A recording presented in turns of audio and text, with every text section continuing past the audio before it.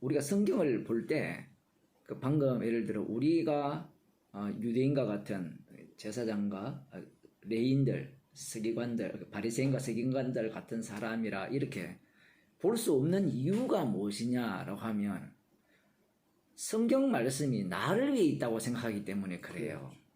그러면 나를 위해 있으면 성경에 나오는 부정적인 인물들은 나와 반대편에 있는 사람들이에요.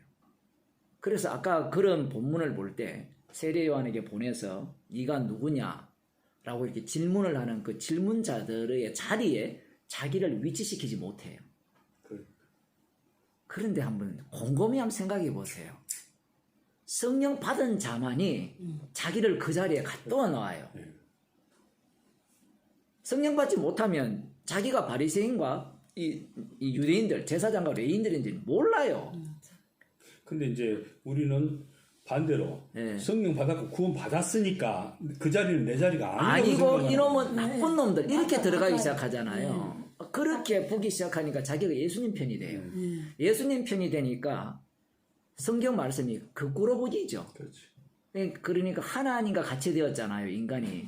하나님 자리에 가서 말씀을 보기 시작하는 겁니다. 그것이 이제 최종적으로는 자기 구원 중심으로 성경을 보고 읽고 해석하게 되는 거죠. 내가 그러고 있다는 거를, 그러니까 저는 이제 타락이 하나님처럼 되고자 하면 우리 근본적인 타락이잖아요. 그러면 우리 인간의 모든 행위가 그런다는 걸 표현을 잘했어요. 내가 그렇게 강의하고 그렇게 했어요.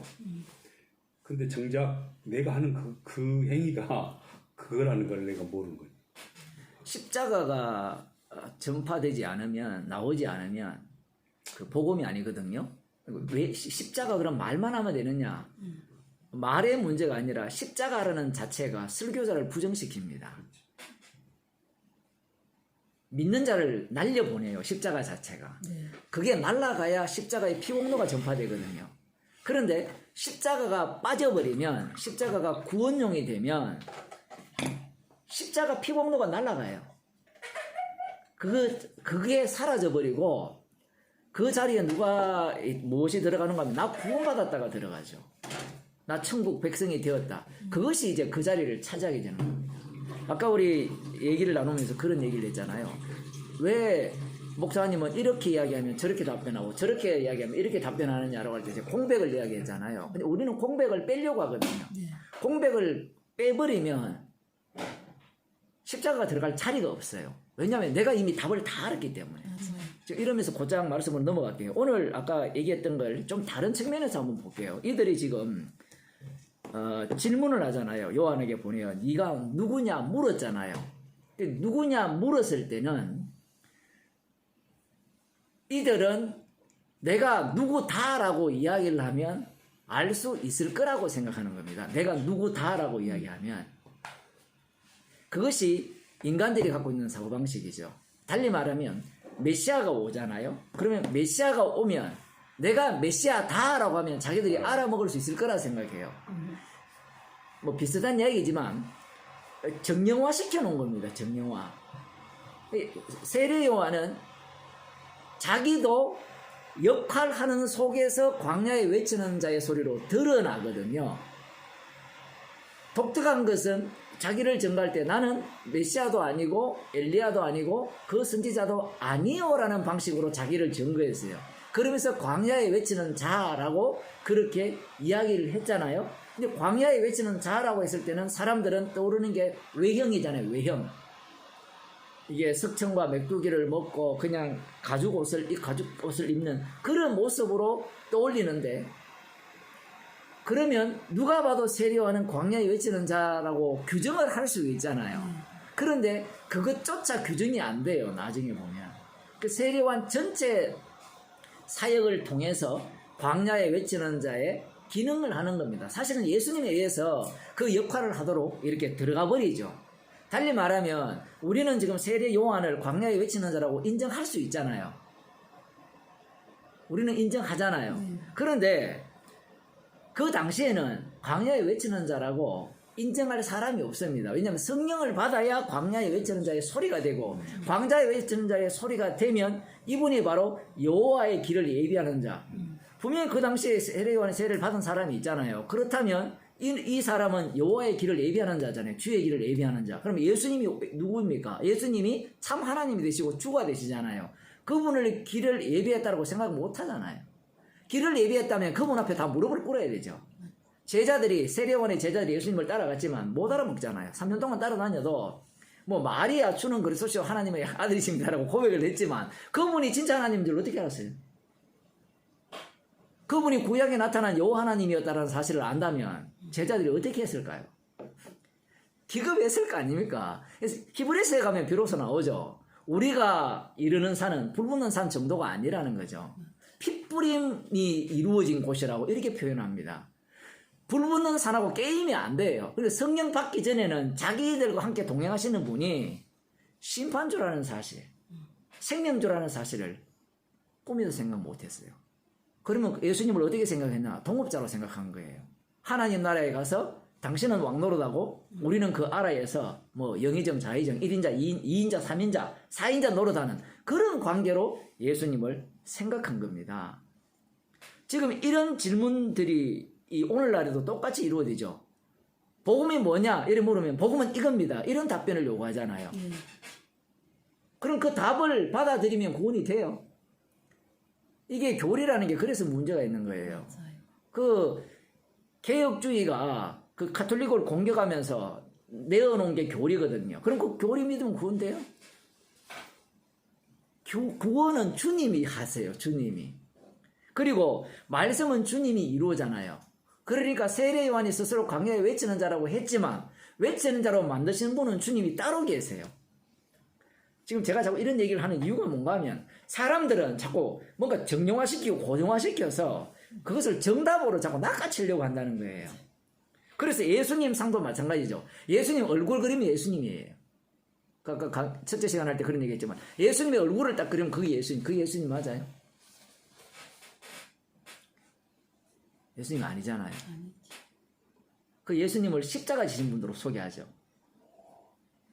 그럼 십자가라는 것이 굉장히 유동적이고 아까 움직인다 했잖아요. 표현 정말 잘하셨는데 사람들은 움직이는 십자가인데 십자가를 고정시켜버리죠. 맞아요. 고정시키면 누구한테 유리해요? 야, 내가 유리하죠. 왜 유리합니까? 내가 붙들 수 있잖아요. 잡을 수 있거든요. 근데 십자가는 잡을 수가 없어요. 그분이 끌고 다녀요. 여기 와서 이거 제일 중요한 거 깨달았어요. 이거 알아졌어요. 전에는 예. 그냥 내가 배웠던 그것만 붙잡으면은 확실하게 믿으면은 다 됐는 줄 알았는데 그게 진짜 그게 구원파거든요. 아니라는 거. 구원파. 얘들아 여기 진리가 있다. 와라. 그래서 요게 바로 진리야. 요 컵이 진리야. 요거 먹으면 요거 가지면 구원이 돼. 맞아요. 이렇게 가르쳐 주거든요. 그 지금 이 유대교가 그러한 신앙을 갖고 있는 거예요. 그 이상은 말할 수가 없잖아요. 없어요. 그 이상이. 그 왜냐하면 이상 말할 수가 없어요. 이 답 자체가 말할 수가 없어요. 완벽해요. 네. 십자가의 피로 구원받습니다. 예. 우리는 죄인입니다. 예. 은혜로만 구원됩니다. 맞아. 완벽하잖아요. 맞는 말 하니까는 그 다음 마지막 뭐예요? 이건 믿으세요예요. 믿으세요. 말 안 해도 믿어버려요. 근데 주님은 십자가의 능력으로 우리를 자기 정인 삼게 하죠. 정인으로 만든 자. 정인이 되리라는 게 우리를 부르신 목적이잖아요. 구원하는 게 목적이 아니에요. 그러면 정인으로 이렇게 살게 하면 그 정의된 자리에서 구원의 요소와 심판의 요소가 계속해서 흘러나오게 돼 있어요. 사도 바울이 십자가 외에는 자랑할 것이 없다라고 했잖아요. 그 얘기가 최종 고백이고 언제나 되어지는 고백, 날마다 죽는 고백이거든요.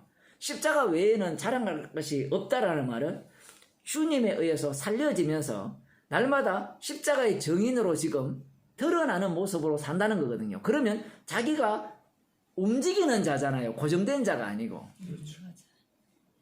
날마다 죽는다는 것도 마찬가지잖아요. 그런데 우리는 구원 받아버리면 날마다 죽을 필요 없어요.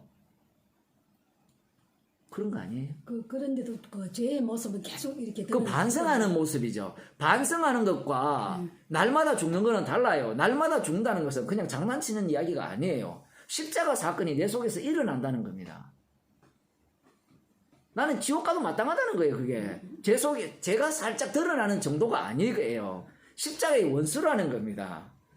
그걸 그냥 흉내 내가지고, 아, 내 이 죄 지었으니까 십자가의 원수입니다. 이렇게 되는 게 아니라, 왜냐하면 성령께서 장난치는 게 아니잖아요. 성령께서 우리를 책망하실 때 십자가를 갖고 오잖아요. 하나님 아들이 죽으심을 갖고 오는 거예요. 심판주의 죽으심을 갖고 온단 말이에요. 날마다 우리를 죽이시는 방식으로 십자가 사건을 우리 몸에서 반복시키는 겁니다. 그러면서 그가 자랑하는 것은 십자가니까 십자가의 정인으로 주께서 만들어내는 거죠.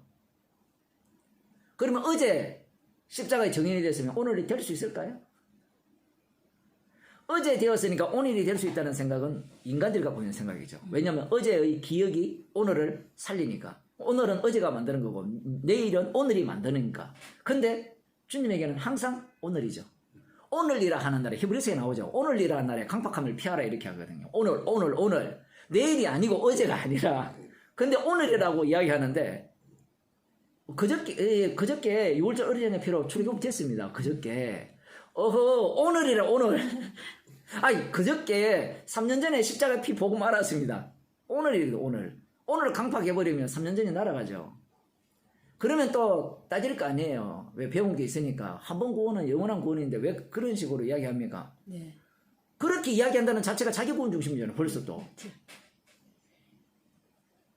십자가 중심으로 걸어가면 주님이 살아계시다는 거거든요. 지금도 친히 자기 백성을 인도하고 계시는데 인도함을 당하면 되면 당하는 자의 특징은 십자가 피복음 전가하는 거고 당함을 받지 않는 자의 특징은 나 구원받았다는 거예요. 그럼 나 구원받은 증인이죠. 내 구원받았다는 증인. 성도는 십자가의 증인이고 성도 아닌 자는 자기 구원에 대한 증인이죠. 그 서문학교에 다니는 사람 어떤 사람을 만났는데 이야기를 하면 다 알아요. 다 알아요. 이전에 박용기 목사 그 교회에 다니는 어떤 분은 거기는 이제 예정론을 예언과 성취를 딱 주장하잖아요. 그럼 이 얘기하면 뭐라고 하는가 하면 다 주님이 아시죠. 다 주님이 아시죠. 다 주님이 아시죠. 이런 이야기 다 해버려요. 틀린 말 아니잖아요. 맞는 말이거든요. 근데 그 사람은 거기에서 못 벗어나요. 왜? 다 주님이 하시는 거니까. 딱 그거네. 그렇다고. 십자가를 자랑한다는 것은 사건 속에 휘말리는 거고 사건 속에 휘말리다는 것은 자기 죄가 끊임없이 솟아 나오는 거예요. 그러니까 목사님도 그래요. 지금 이렇게 안 나왔잖아요. 예. 이것도 다 이제 하나님이 이렇게 그런 마음 안 줬기 때문에 맞아요. 하나님 하시다 이런다고요. 내가 한다고 안 줬죠. 저도 그 말을 해요. 주님이 그 마음을 안 줬기 때문에 못 오는 거예요. 그렇죠. 같은 말인데 네, 맞아요. 다른 의미가 되는 겁니다. 그렇게 말하는 게 할 말이 없어요. 할 말이 없죠. 네. 왜냐하면 다 알기 때문에. 맞아요. 다 알기 때문에. 다 아는 사람에게는 몽둥이가 약이죠. 그러니까. 아는 것이 부질없을 때는 언제입니까? 배가 고프면 부질이 없죠. 하도 그렇게 말하니까 그럼 제가 지금 목사님 보고 나가자 하는 것도 그 주님 하는 일이 아닌가 하고 그래 뭐래요? 자기는 그런 마음 없다는 거예요 지금. 그러니까 예. 그런 거예요 사람이. 그런데 그것은 반대도 마찬가지죠. 이게 언젠가 하나님 허락하면 나가겠다고 이러거든요. 예를 들어 복음을 모르는 사람에게도 그렇게 해당되지만 복음을 아는 사람도 마찬가지예요. 같은 단어인데 같은 의미인데 다른 내용을 담고 있는 거예요 이것들이. 근데 이게 사람들한테는 자기한테 유리한 쪽으로 모든 걸 해석을 하죠. 그치. 그래서 가지 말라라는 것은 죽으라고 가지 말라고 하시는구나 이렇게 해석이 돼야 되는데 자기를 살리기 위해서 가지 말라고 하죠. 기본적으로 해석을 할 때 사도 바울이 예루살렘 올라간다니까 그 빌립 집사의 딸과 그 예루살렘에서는 아가보라는 선지자가 이제 바울의 허리띠를 풀고 묶고 올라가지 말라고 울고불고 난리를 죽이잖아요 사람들이. 그 바울의 입장에서는 죽으라고 가라는 거로 이렇게 받아들이고 그러니까 가야 된다는 건데 죽으러 가라는 뜻이는 건 이렇게 해석하고 다른 쪽은 뭐라고 해석해요?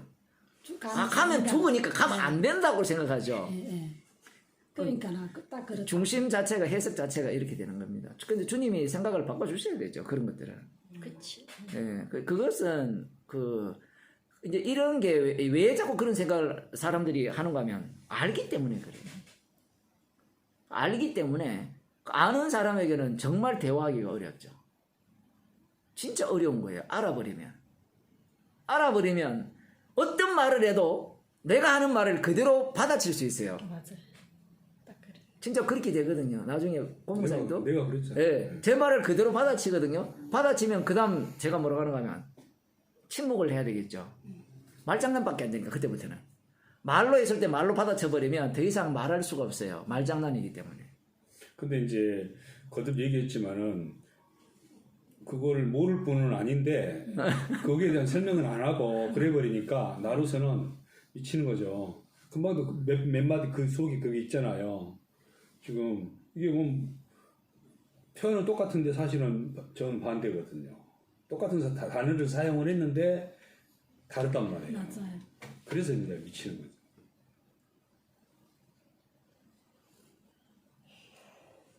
이런 식으로 사람들이 이제 복음을 이해를 합니다. 그래서 복음을 보따리로 사서 이렇게 마련해 달라는 거죠. 그게 교리예요. 그래서 이 보따리를 어떻게 채우느냐에 따라서 인기가 달라지죠. 그 뭐 신천지나 구원파나 다락방은 그러니까 신천지는 좀 이게 보따리가 별로예요. 근데 인기가 많은 이유가 뭐 확실하게 보장하는 게 세뇌 쪽이고 다락방이 좀 괜찮은 보따리예요. 내가 보니까. 그러니까 어린 양의 피로 다 구원받았으니까 이미 우리는 이 에덴 동산에서 이 경계 처진 그 화영금을 뚫고 들어가서 에덴 동산에서 있었던 그 모든 축복을 우리가 누릴 수 있다는 식으로 설교를 하거든요. 그렇게 가르치냐 말이에요. 그 무식한 사람들 에덴 동산에 뱀이 있다는 걸 몰라. 참. 그러니까 이 목사가 단세포예요. 교인들도 단세포고. 자꾸 자기가 꿈꾸는 에덴 동산을 생각하니까. 에덴 동산은 그래서 좋은 거만. 뱀이 있어요. 뱀이 마귀가 있다니까. 그 화영금만 뚫고 들어가면 된다고 생각해요. 자꾸. 그래서 에덴 동산은 천국의 모형이라고도 말을 하지만 모형이 아니에요. 실제로. 왜냐하면 진짜 천국에는 마귀가 없어요. 그죠? 빛만 가득하잖아요. 예수님은 있잖아요. 마귀는 지옥 가니까. 물론 지옥의 영역. 그게 하나님의 은혜를 찬양한다는 영광을 찬양한다면 그게 어떻게 계속 지속되죠? 그거 지속되는 방식은 우리가 모르는 방식이겠죠. 어린 양의 피가 계속해서 지속되려면 죄가 계속 나와야 되겠죠. 그럼 그 죄가 어떻게 나오느냐? 그런 것을 성경이 이야기하지 않습니다. 호기심이 생기죠. 그러니까 성경은 그냥 이 세상 삶만 이야기한 거겠죠. 거기까지만 이야기를 해요. 왜냐하면 이야기해봤자 못 알아들어요. 제가 왜 자꾸 이런 얘기를 하는가 하면 우리는 자꾸 저쪽을 관심이 있잖아요. 이야기해도 못 알아도 예를 들어 제가 그런 얘기 했잖아요. 우리가 썩을 것으로 신고 썩지 않을 것으로 거둔다 했잖아요. 썩지 않을 것이 뭡니까? 라고 설명해보라면 설명이 안 돼요. 천국은 그냥 이 땅의 것을 비유를 갖고 설명할 뿐이에요. 그게 다예요. 뭐 좀 노골적으로 표현하면 대략으로 설명하는 거예요. 대략 이런 거야. 대략이잖아요. 썩지 않을 것으로 거둔다 했을 때 인간들이 기껏 생각해봐 썩지 않을 것이 뭡니까? 인간 속에서 나오는 밖에 없어요. 하나님이 썩지 않을 것으로 어떻게 만들지는 천사와 같다 했는데 천사를 봤어야 알죠. 기껏 알아야 시집가지 않고 장가하지 않는 거 이거 그 다음 죽음 없는 거 이런 것밖에 몰라요. 그 이상을 몰라요. 설명해도 안 돼요. 요한계시록에 나오는 천국의 모습은 다 이 땅의 것을 갖고 설명한 거잖아요. 그러니까 진짜 천국이 그런 줄 아는데 그건 인간이 꿈꾸는 천국이죠. 땅의 것도 설명하고 다 모르는데 저 나라의 것을 더 모르지. 문제는 이제 하늘 것이 이라 모르겠다니까 땅의 것을 갖고 설명하는 걸 갖고 그것이 진짜 천국이라고 또 우기잖아요. 야, 그래서 지상 천국을 만들어내버리잖아요. 그래서 정교회 그 예배당에 가보면 천국처럼 만들어놨어요. 황금이 번쩍번쩍번쩍해요. 이삭 성당인가 그런 데 가보면 상트 베르트 부르크 이런 데 가보면 이삭 성당 같은 데 뭐 하여튼 거기 들어가 보면 지성소가 따로 있거든요. 정교회는 지성소가 따로 있어요. 거기는 아무나 못 들어갑니다. 제사장들만 들어가죠. 일반인 들어가면 큰일 나요. 근데 그 안에 보면 완전히 금으로 치장을 해놨어요. 근데 천국은 어린 양의 피 안에 있죠. 어린 양의 피 안에 가면 안 와닿잖아요. 그런 식으로 천국을 설명해 주는 겁니다. 그러면서 사람으로 말하면 경외심을 일으키고 또 한 가지가 있죠. 그렇게 금으로 번쩍번쩍 해놓으면 돈 내놓을 거 아니에요. 돈이 드니까. 그런 여러 가지 어떤 요소들을 교회에서 제공하는 겁니다. 아까 보따리 이야기 했는데 이런 보따리들을 유형화시키는 겁니다. 이러하라 라고 유형화시키면 사람들은 그렇게 하죠. 제일 좋은 방법이 교리잖아요. 예수 믿으면 구원 얻습니다. 피로 구원 얻습니다. 그런 것들을 제공하는 거예요. 과거에, 현재, 미래에 다 용서합니다. 말이 다 맞아요. 그 안에 있는 게 틀린 게 없어요. 제가 늘 성경 공부할 때 그런 얘기하지, 말씀 전할 때도 얘기지만, 인간들이 성경에 없는 이야기를 거의 안 해요. 물론 지어내는 이야기는 일부분이고, 거의 한 90% 이상은 다 성경에 있는 이야기를 해요. 그러면 성경에 있는 이야기가 잘못됐습니까? 맞아요. 글자로는 맞는데, 그 엮어가는 내용들을 보면, 십자가로 엮는 게 아니라 뭘로 엮어버립니까? 자기 구원으로 엮어버리죠. 마귀가 준 방식으로 엮는 거예요. 마귀가 성경을 어떻게 엮었어요? 네가 하나님의 아들이면 돌로 떡덩이 만들고 시편 78편이니까 거기에 예언된 말씀대로 뛰어내리면 이 주의 사자들이 와서 발끝 하나 다치지 않게 하는, 받쳐서 다치지 않는 그러한 하나님의 아들, 세상 권세와 영광을 가지는 하나님 아들, 다 말씀을 갖고 와요. 그걸 놓치면 안 되는 거예요.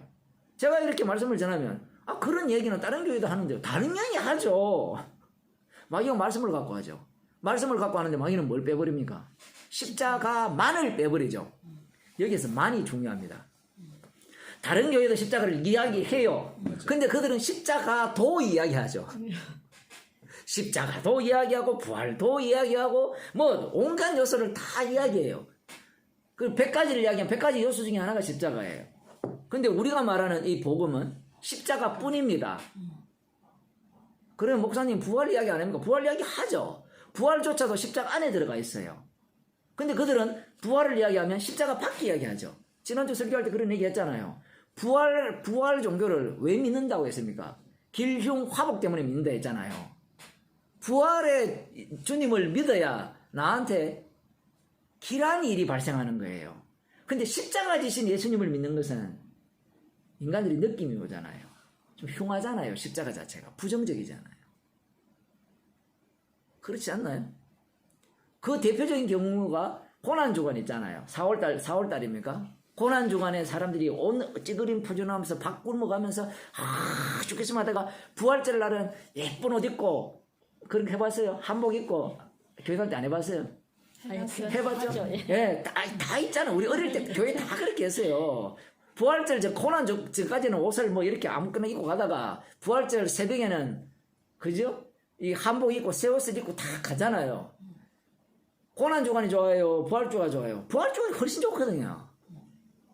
물론 제사 지내는 날이지만 그것도 웃기는 이야기잖아요. 예수님이 살아계시는데 무슨 제사날을 제사상 차린 것도 아니고 제사상 차려요 실제로 사람들이.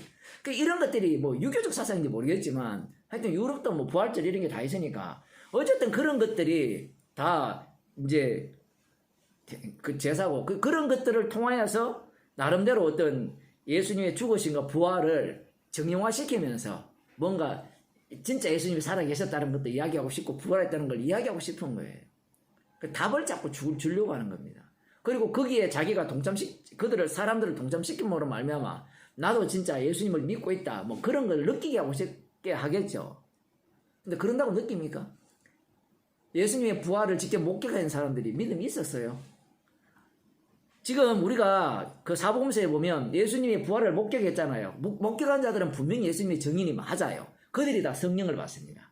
한 500명 정도 되죠. 그들이 다 성령을 받는데 중요한 것은 성령을 받았다는 것은 목격해도 소용없다는 얘기예요. 이제 그걸 사람들이 놓치고 있는 겁니다. 물론 이 내용은 포함돼요. 성령 받았기 때문에 역으로 한 번 더 해석을 들어가면 성령 받은 자만이 이 부활한 주님을 목격하면서 그 참 의미를 알게 된다는 것도 또 설명이 돼요. 그렇게도 설명이 되는데 그러한 어떤 인간의 어떤 눈으로 보고 느끼고 뭔가 행사에 참여함으로 뭐 구원되는 건 아닙니다.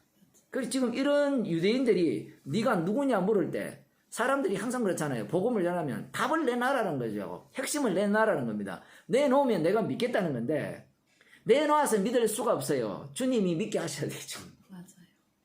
물론 우리는 내놓겠죠. 복음을 쏟아내면 주님께서 알아서 주님께서 그 본인의 일을 친히 행하시니까. 그리고 여기서 재밌는 것은 광야에서 외치는 자의 소리잖아요. 소리는 안 잡히죠. 자, 이런 게 재밌어요. 광야에 외치는 자의 소리라고 예언이 되어 있으니까 그걸 정형화시킬 수 있다고 생각했는데 본인의 말에 의하면 외치는 자의 소리니까 소리는 잡을 수 없잖아요. 떠들어대는 거니까. 그러니까 그런 이것도 이 복음과 관련되어 있는 거예요. 복음이라는 것은 포착할 수 없고 잡을 수 없고 이들의 질문 자체가 인간들에 의해서 절대로 이렇게 잡힐 수 없는 게 복음이에요. 지금. 나중에 이제 이 사도들이 성령을 받게 될 때 복음을 전하잖아요. 복음을 전할 때 행위를 하잖아요. 행위를 통해서 예를 들어 아까 사도행전 3장을 이야기했지만 안전뱅이를 고쳤을 때 사람들이 눈으로 목격하잖아요. 눈으로 목격하는 부분을 갖고 믿을 수는 있어요. 그런데 보이지 않는 것은 믿을 수가 없죠. 근데 보이지 않는 이야기를 뭘로 합니까? 말로 하죠. 그들이 말을 안 했으면 핍박받을 이유가 없어요. 맞아요. 그냥 뭐라고 하는가 하면 예수의 이름으로 일어나 걸어라. 걸었어요. 끝. 이야기 딱 해버리면 사람들이 이미 마음속으로 저 사람들은 예수를 믿어가지고 경건한 능력이 있으니까 고쳤다. 예수를 믿자라고 나올 거 아니에요. 그런데 그 예수를 믿자라는 말이 방금 저 사람이 예수를 믿고 난 뒤에 개인의 경건한 능력으로 고쳤다라는 내용을 담고 있죠. 그 믿음은 가짜 믿음이죠. 그 가짜 믿음을 지금 고발하는 거죠, 이들이. 맞아요. 너희가 십자가에 못 박은 예수님이 지금 저를 성하겠다. 성하겠다라는 것은 이것도 페이크입니다. 속이는 거예요. 성하게 한 건 맞죠. 육으로 난 자는 몸을 성하게 했다라고 보죠. 네. 성령으로 난 자는 사망에서 생명으로 옮겼다라고 봐요. 아니, 목사님 그걸 어떻게 그렇게 볼 수 있습니까? 이게 고목사님 질문이었잖아요. 왜 어떻게 그렇게 볼 수 있느냐고요. 그렇게 보이는데 어쩌라 말입니까? 그걸 설명한다고 보이겠어요? 그러면 설명을 하면 어떻게 설명할 수밖에 없는가 하면 사복음서가 지금 바탕에 깔려있기 때문에 그렇습니다. 이것밖에 안 돼요. 그게 깔려있는데 어떻게 그게 지금 문자를 보세요. 몸을 성하게 했잖아요. 성하게 했으면 성하게 했다고 봐야 되지. 그 사복음서를 꽉 짜서 설명하면은 우리가 내가 설명했던 그 설명 그대로 해야 돼요. 그렇죠. 거기 달라지는 거 방금 없다는 이 설명밖에 안 돼요. 똑같다고 그런 거예요. 다 해봤자 결국은 어떤 해석이 나오는가 하면 몸을 성하게 했다밖에 안 나와요. 더 이상이 안 나오거든요. 근데 전에는 이제 이렇게 뭐 귀머거리 소경 이런 거는 다 사망의 정세라고 이렇게 예. 하니까 이제 그렇게 고쳐지면 영적으로 다 이제 예. 고쳐졌다고 이렇게 예. 생각하거든요. 그렇게 생각하는데 다 영적이에요. 모든 말씀이 다 영이에요. 그렇죠. 예수님이 영이기 때문에. 문제는 육이기 때문에 육으로 본다는 겁니다. 그래서 지금 그러면 영이 어떻게 드러나느냐 했을 때는 영이 육으로 드러나죠. 육으로 영을 지금 드러내는 거예요. 지금. 맞죠? 네. 병 고치는 걸로 주님께서 하시는 영적인 일을 드러내는 거예요. 근데 영적인 일이 실제적인 일이거든요. 근데 우리는 이미 눈이 감겼잖아요. 눈이 감겼으니까 진짜 일을 못 보는 거예요. 진짜 일을 못 보니까 뭘 진짜라고 보는가 하면 네가 네의 경건과 능력으로 병을 고치지 않았느냐. 자, 우리 그런 예수를 믿읍시다. 이래 나오는 거예요. 이걸 달리 표현하면 그 복음이 설득력이 있죠. 인간에게는 훨씬 더 설득력이 있고 납득이 되죠. 그런데 이 베드로와 요한 성령 받은 이들이 전하는 복음은 설득력이 없어요. 증거를 대라는 거예요. 증거를 대는 게 하는 말이 뭔가 하면 주께서 성하게 했다는 거예요. 주님이 어디 있는데? 보여달라는 거예요. 꼭 누구 같아요? 도마 같죠? 도마 보여달라 했습니까? 빌립이 했습니까? 도마 그랬죠? 아버지를 보여주세요 했잖아요. 봤잖아요. 나를 본 자는 아버지를 봤다 했거든요.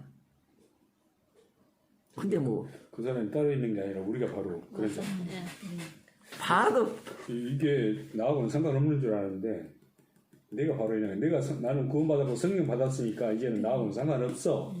이게 이제 잘못된 거라는 거예요. 복음 자체가 원래 소통이 안 돼요. 유대인들은 이 메시아가 자기들과 소통할 수 있을 것이라 생각한 거예요.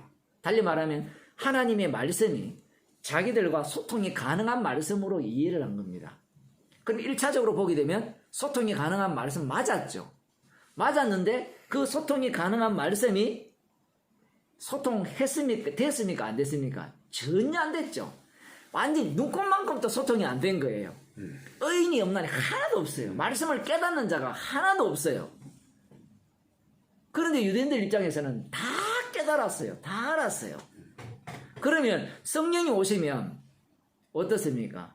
성령이 오시게 되면 의인은 없나니 하나도 없다라는 것에 아멘 할까요? 안 그러면 나 의인이에요. 이렇게 아멘 할까요? 없다는 거. 없다 쪽에 아멘 해야 되죠. 근데 그 또 주님은 그 소통으로 통해서 또 일을 하시잖아요. 당연히. 그렇죠. 그게 안 되는데도 불구하고. 그렇죠. 네. 육을 갖고 영을 나타내시니까 항상. 그래서 우리가 이 사도행전도 예수님도 마찬가지죠. 육을 입고 오셨잖아요. 육신의 죽으심이 영적인 죽음으로 해석이 되잖아요. 아버지로부터 버림받았고 지옥 가는 죽음으로, 자기 백성과 함께 죽는 죽음으로 십자가 사건이 설명되는 겁니다. 근데 그걸 어떻게 그러냐라고 하면 물으면 뭐라고 답변하겠어요? 답변 못해요. 아니 예수님이 십자가 못 박혔는데 그게 영원한 죽음이다. 그게 저주받는 죽음이다. 지옥 가는 죽음이다. 그게 어디 있어요? 성경에 있죠. 그럼 성경에 있는데 그게 그렇다라는 증거를 대면 못 돼요. 사람들이 보기에는 그냥 십자가에 못 박혀 죽는 것밖에 안 돼요. 네. 지금 유대인들은 육적인 사람들이죠. 눈이 지금 선악과를 먹은 눈이죠. 눈이 밝아진 눈이란 말입니다. 그 입장에서 지금 구약을 파악하고 있고 말씀을 이해하고 있는 거예요. 그러면 이 유대인들이 이러하다면 이방인들은 말할 것도 없죠. 모든 인간들이 지금 이 입장에 놓여 있는 거예요. 그래서 항상 그 자기들이 예수를 믿을 때 예수님을 믿는 방식이 이 방식 외에는 없어요. 그런 믿는 사람이 있지 않습니까? 그건 성령께서 하시잖아요. 성령께서 해버리면 이 방식이 아니요라는 것이 들어가게 되죠. 이 방식이. 이들은 지금 자기가 구원 받았다고 생각하잖아요. 자기들은 메시아 왕국에 이미 들어간 자라고 생각하는 겁니다. 표현을 하자면. 구원을 확정시키죠. 그런데 세례 요한은 어때요? 외치는 자의 소리예요. 소리. 정인이에요. 표현하면. 정인의 특징은 그는 흥해야 되고 나는 쇠하는 게 정인의 특징이고, 정인이 아닌 자들의 특징은 주인공이 돼야 되니까 나는 천국 백성이요가 되어버리죠. 주인공이 되고 싶으니까 자꾸 정답을 요구하는 거예요. 정답을 찾아버리니까. 구원파가 왜 그렇게 인기 많아요? 정답을 주니까 그래요. 그러니까 이 복음 자체가 설명이 안 되는 거예요. 그렇죠? 설명 안 되죠. 설명 안 되는 걸 지금 설명하고 있는 거예요. 그러니까 복음 전하는 사람도 답답한 거예요. 어떻게 표현하면. 그런데 답답하지 않는 이유가 뭐가 있어요? 주께서 하시잖아요. 네, 맞아요. 그래서 복음을 전할 때 성령을 의지해서 하는 거예요. 성령을 의지해서 전하면 내 표현이 한계가 있고 부족하고 뭐 말이 꼬이고 뭐 일이 돼도 네. 성령께서 알아서 일을 합니다. 전하는 사람도 답답하고 듣는 사람도 답답하고 그런데 이제 그 가운데 성령이 이제 하시니까 뭐 참 일관성 없다는 신기해. 소리도 듣고 예. 그러죠. 그래야죠. 뭐 그건 예수님이 어차피 그 예수님도 그런 말씀을 들으셨고 실제로 지금 뭐 설명을 해주면 그게 일관성이 있는 거죠. 그게 그 설명을 하긴 하죠. 설명을 하는데 상대는 납득이 안 되죠.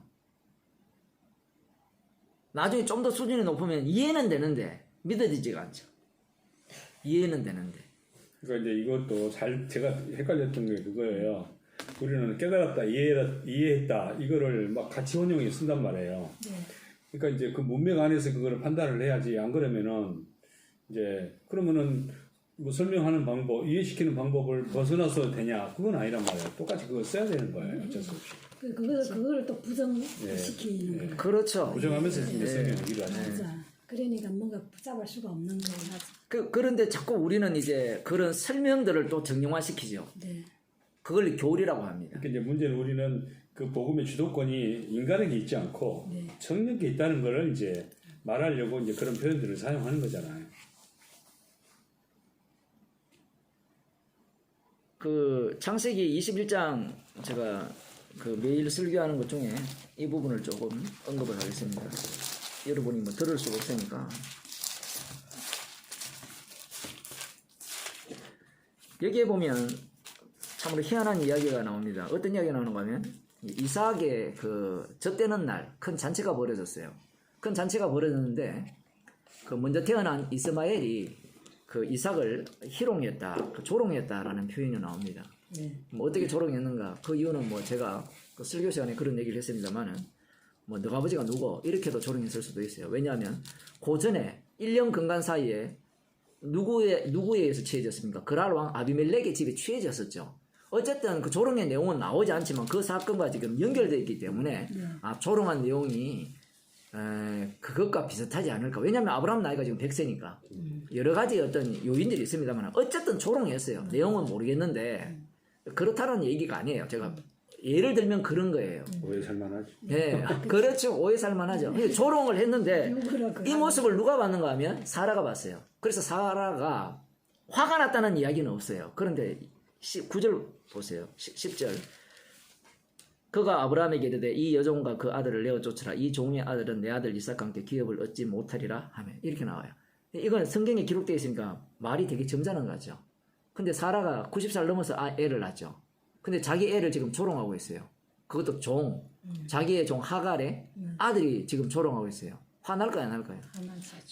화나는 겁니다, 지금. 성경에는 지금 이 화났다 표현을 안 하지만 화가 난 거예요. 근데 화가 났는데 그 화를 지금 어떻게 표출하는가 하면 언약대로 표출을 해요. 약속이 다니는 이삭뿐이잖아요. 사람이 이 정도로 약삭벌어요. 이 사라를 긍정적으로도 볼 수 있습니다. 긍정적으로도 볼 수 있는데 긍정적으로 보려면 부정이 먼저 나와야 돼요.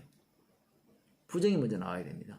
지금 제가 지금 여기서 하고 싶은 얘기가 뭔가 하면 이 하나님의 언약대로라고 이야기할 때 우리는 복음을 전할 때 성질 없이 감정 없이 그냥 정말 주님이 주시는 마음으로 전해야 복음이다 이런 생각을 갖고 있잖아요. 근데 복음은 그렇게 전파 안 돼요.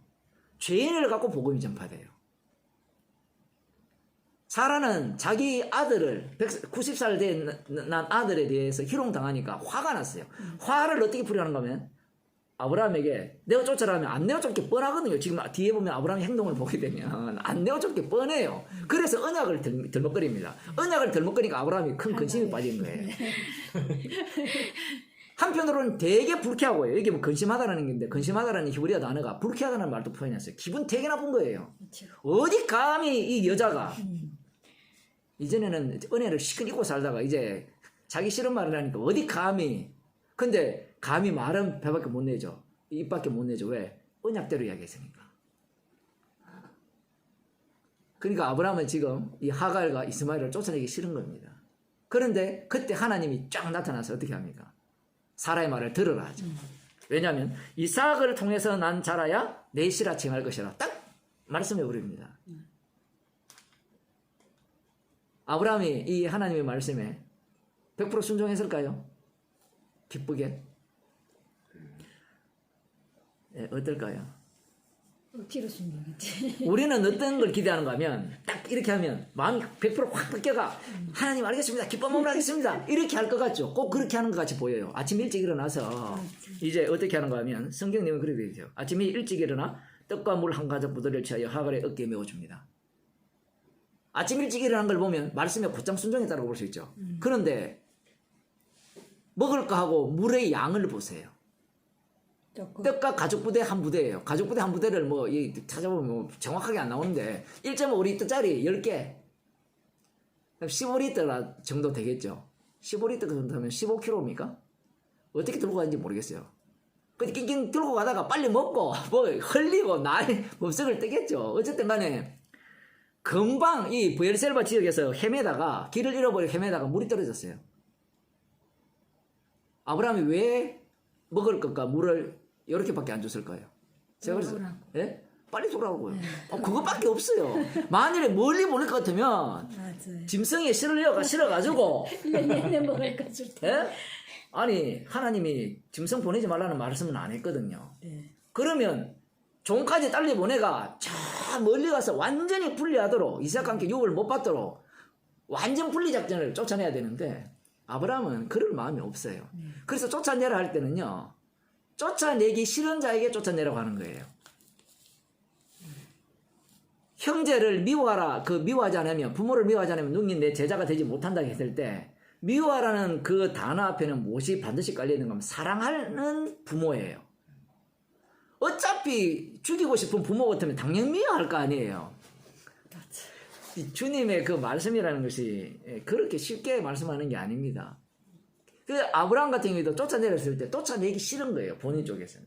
그래서 신용만 하는 거죠. 일찍 일어나서 부지런히 막 떨면서 이제 떡도 주고 물 한 가지 물어주는데 들여다보면 빨리 돌아오라고 그러는 거예요. 멀리 가지 못하게. 근데 하나님은 막아버리죠. 죽겠다고 하니까 누가 나타나야 되는 거면 사실 아브라함이 지켜보다가 달려와야 되는데 아브라함이 종을 보냈든지 하나님의 사자가 나타나서 보호해버립니다.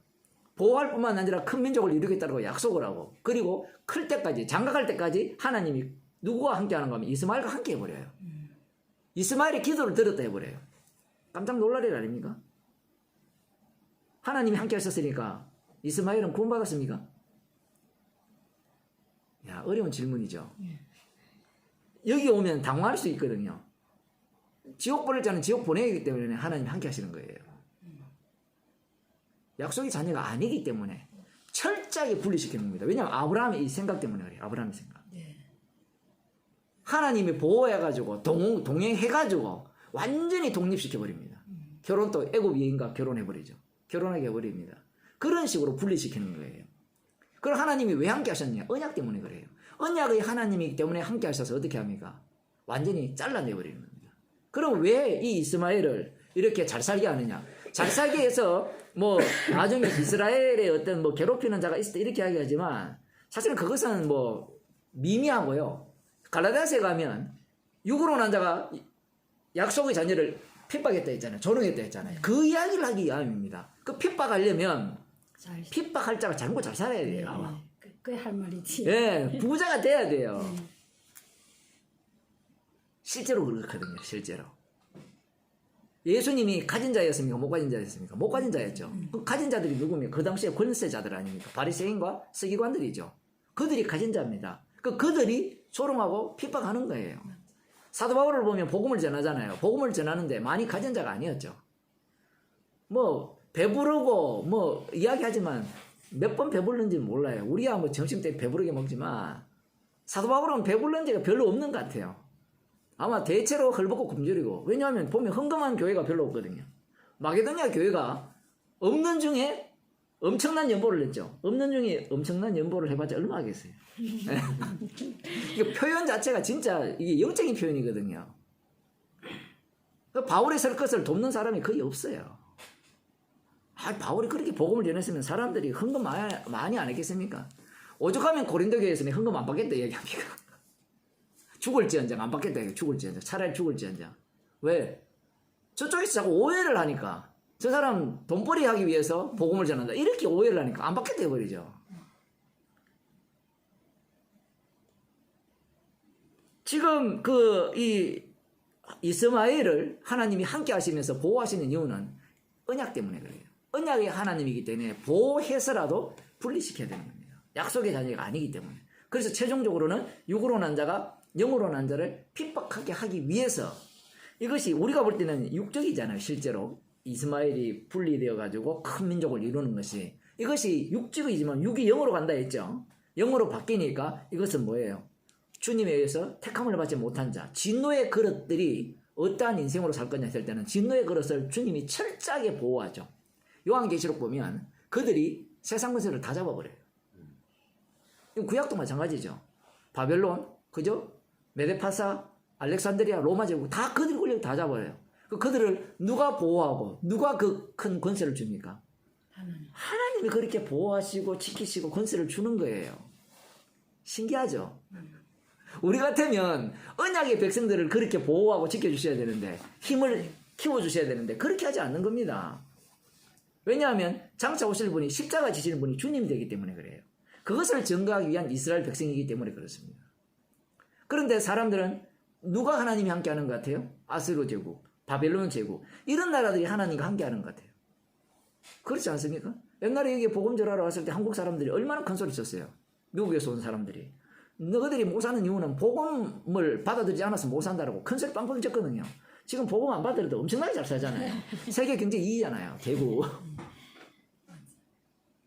그 사람들 지금은 뭐라고 할지 모르겠어요. 얼마나 잘 삽니까? 평온하게. 맞잖아요. 이 코로나 전국에 이 나라만큼 안정적인 나라가 어디 있어요? 한국에 전화하면 걱정해요. 저보고 어떠냐고. 똑같이 살잖아요. 우리. 안 그래요? 코로나 없을 때하고 똑같거든요. 지금. 다른 게 하나도 없어요. 그럼 이런 것에서 뭐라고 하겠어요? 하나님이 보호하사 우리나라 만세? 그렇게 생각 안 하겠어요? 근데 주님이 이렇게 하시는 거예요. 그래야 사람들이 부러워할 거 아니에요. 부러워해야 지옥 갈 자들은 지옥 갈 거 아닙니까?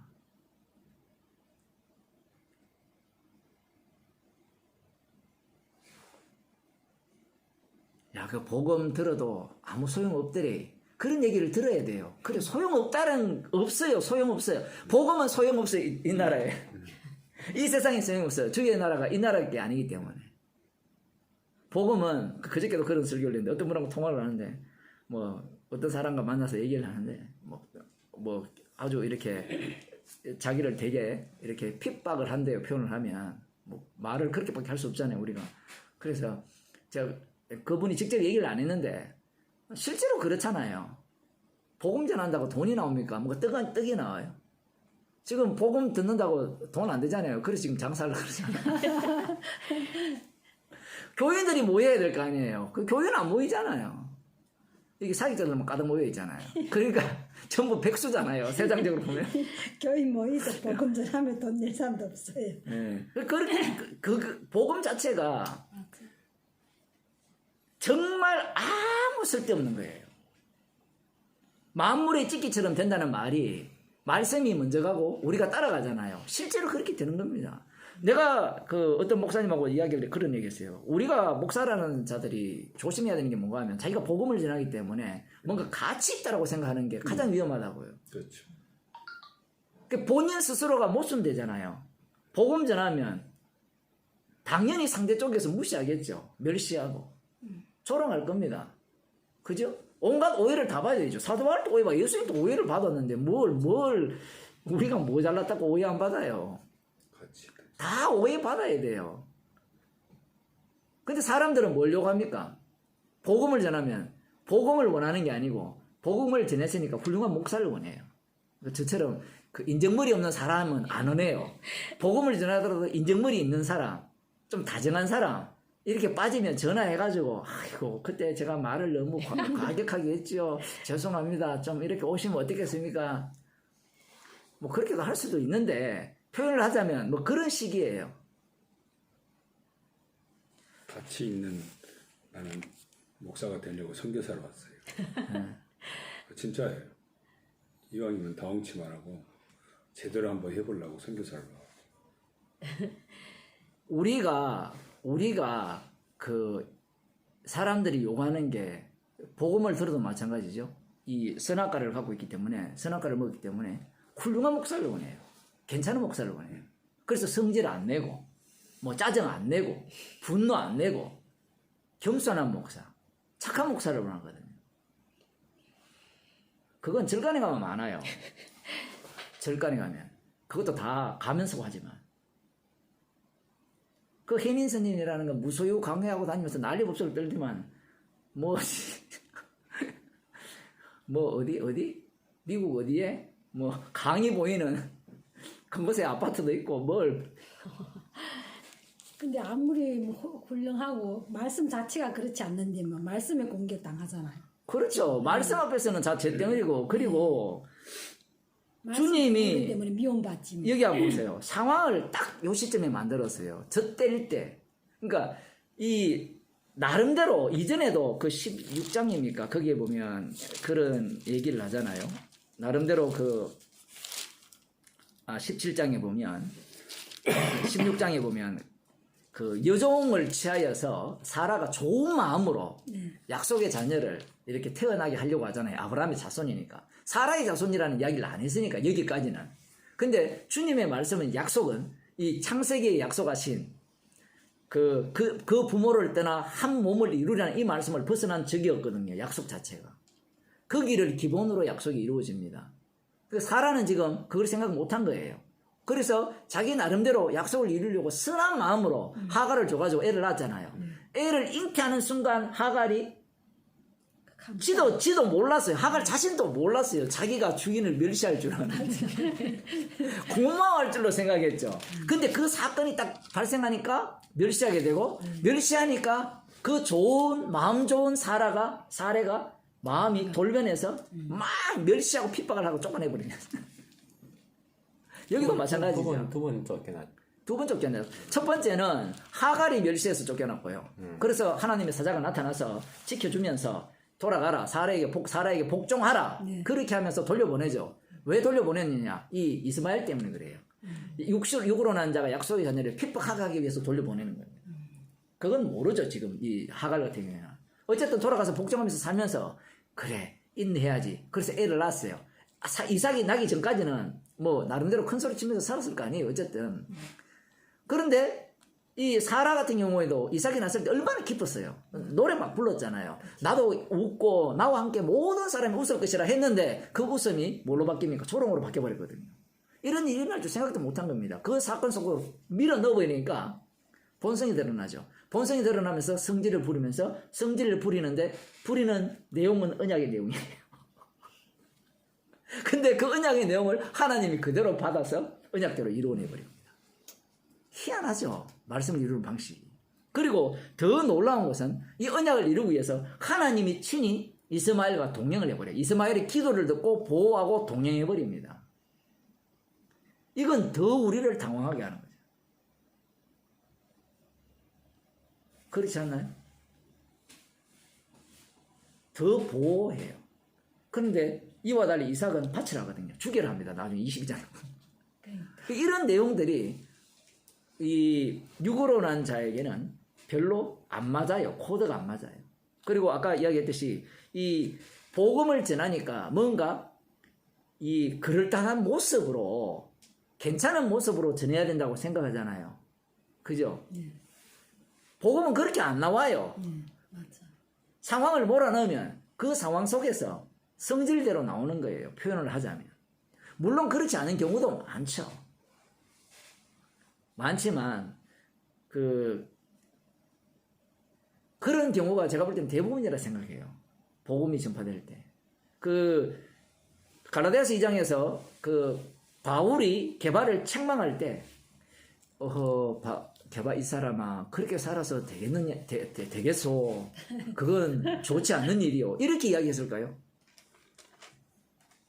예.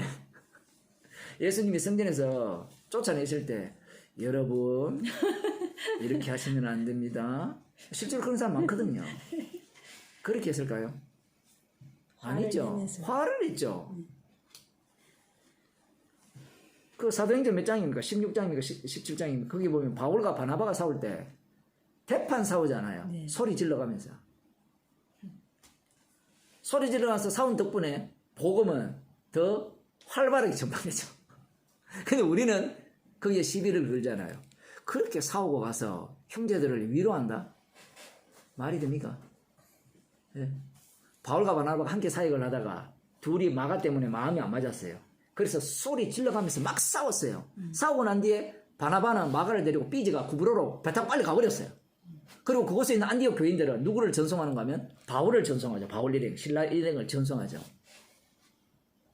그래서 무슨 서로 화목하라, 지가 서로 화목하라 해놓고 화목하지도 않는 주제에 가서 화목하라고 가르친다고 생각해보세요.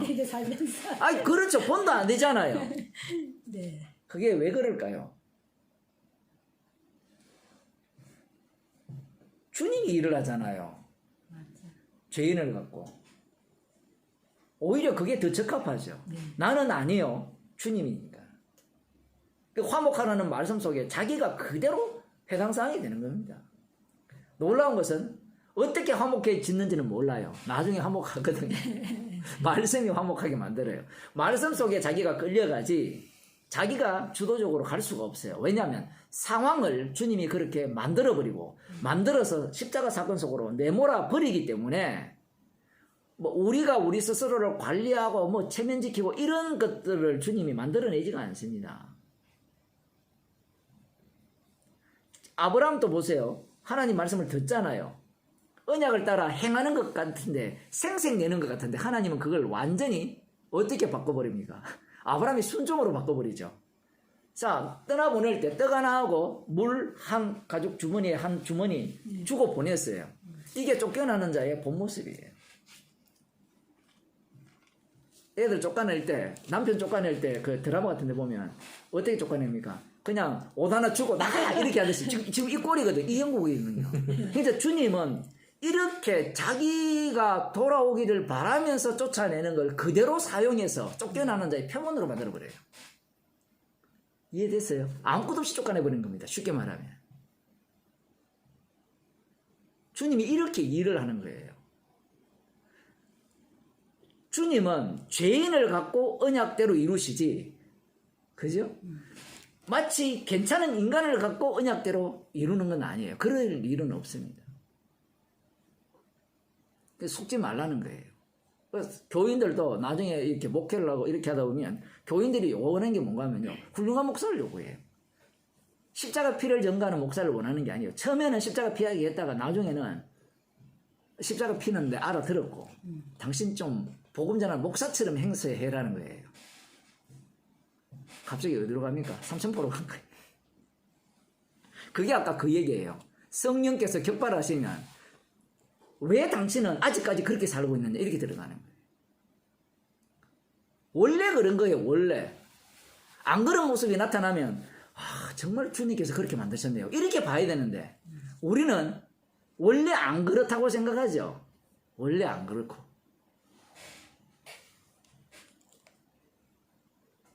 자루같이 하려면 성령은 흔들어버리면 자기 백성이면 꼬라지 다 나오거든요. 예, 자기 백성이면 주님이 흔들어 버리죠. 다 들통나. 예. 괜찮은 뭐 목사가 아니라 이거 벨벌 이러구나 이거 똑같구나.